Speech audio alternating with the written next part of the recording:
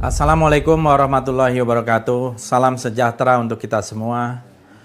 Beberapa hari ini kita diributkan oleh berbagai persoalan yang terkait dengan protokol kesehatan. Apa itu protokol kesehatan? Kita tidak pernah mendengar sebelumnya yang disebut protokol kesehatan yang terangkum di dalam undang-undang.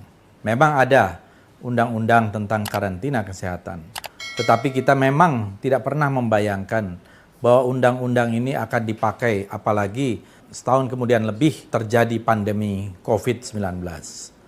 Saya kira di dalam penanganan persoalan protokol kesehatan ini kita harus jujur, harus objektif, harus fair. Kenapa? Karena sejak awal pandemi, pemerintah sendiri tidak terlalu serius menangani pandemi COVID ini. Bahkan ketika itu terjadi permintaan untuk lockdown atau permintaan untuk karantina wilayah, tetapi terjadi semacam tarik-menarik yang akhirnya pada bulan April pemerintah DKI Jakarta menerapkan apa yang disebut sebagai PSBB atau pembatasan sosial berskala besar. PSBB didasarkan pada permintaan dari kepala daerah kepada pemerintah pusat. Tetapi tidak ada pengaturan yang lebih detail terhadap itu, termasuk tentang kerumunan, tentang pemakaian masker, atau tentang protokol yang lain. Bahkan di awal dulu, Menteri Kesehatan sendiri yang mengatakan tidak perlu pakai masker, yang pakai masker yang sakit saja. Hal-hal seperti ini merupakan bagian dari perjalanan kita menangani sebuah pandemi yang jarang sekali terjadi secara global di dunia ini. Oleh karena itu, sebaiknya jangan menggunakan pandemi COVID ini untuk kepentingan-kepentingan politik, apalagi melakukan kriminalisasi terhadap ulama. Dalam konteks ini adalah Habib Rizik Syihab yang kebetulan baru kembali dari Mekah selama 3,5 tahun. Dan kita tahu bahwa penjemputan itu terjadi juga secara spontanitas. Ya, mereka ingin menjemput dadakan. Kemudian juga kita tidak ketahui jumlahnya. Begitu juga dengan terjadinya Maulid Nabi di berbagai daerah yang sekarang ini memang sedang diperingati atau sedang dirayakan sebagai bentuk kecintaan kita kepada Rasulullah Nabi besar Muhammad Sallallahu Alaihi Wasallam. Oleh karena itu, jangan sampai ada satu pesan yang salah, message yang salah dari pihak yang berwenang, seolah-olah melakukan sebuah pelarangan terhadap Maulid Nabi. Seolah-olah melakukan pelarangan terhadap penjemputan Habib Rizik atau kegiatan-kegiatan lain. Yang ada adalah justru bagaimana pemerintah dan aparat yang berwenang memberikan fasilitas yang tetap sesuai dengan koridor dari protokol kesehatan ini, sehingga tidak ada pihak-pihak yang dirugikan.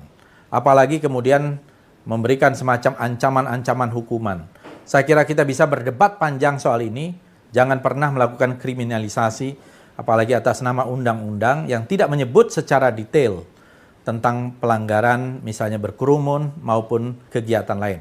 Saya sependapat dengan para pakar hukum yang menjelaskan bahwa undang-undang karantina kesehatan ini tidak mempunyai satu dasar yang kuat untuk melakukan kriminalisasi atau penetapan tindakan pidana kepada mereka yang berkerumun, kepada mereka yang tidak pakai masker, maupun kepada kegiatan-kegiatan lain. Yang diperlukan adalah memberikan edukasi, himbauan kepada masyarakat untuk tetap menjaga kesehatan, menjaga jarak, physical and social distancing, memakai masker, mencuci tangan, dan sebagainya. Tapi bukan berarti kemudian dilakukan satu tindakan-tindakan keras tanpa dasar yang menyalahi undang-undang. Saya kira ini yang merupakan menjadi pesan, karena kegiatan-kegiatan kemarin, termasuk pemanggilan klarifikasi Gubernur DKI, menurut saya salah sasaran, salah tatanan. Karena bagaimanapun Gubernur membawahi Kapolda atau Pangdam, mewakili pemerintah pusat, meskipun tidak mengganggu instansi vertikalnya. Jadi saya kira ini juga pesan yang dinilai oleh masyarakat bisa diskriminatif. Karena terjadi di Jawa Barat, terjadi di Jawa Tengah, apalagi di musim pilkada seperti sekarang ini, kerumunan perkumpulan orang-orang untuk tujuan apapun banyak sekali, tetapi penindakannya tidak boleh tebang pilih sesuai selera, apalagi didasari oleh kebencian. Dan menurut saya apa yang terjadi kepada Gubernur Anies Baswedan yang dipanggil oleh pihak kepolisian merupakan satu tindakan yang keliru dan harus dihentikan supaya tidak terjadi pandangan dan persepsi masyarakat yang merugikan justru aparat kepolisian sendiri. Terima kasih. Wassalamualaikum warahmatullahi wabarakatuh.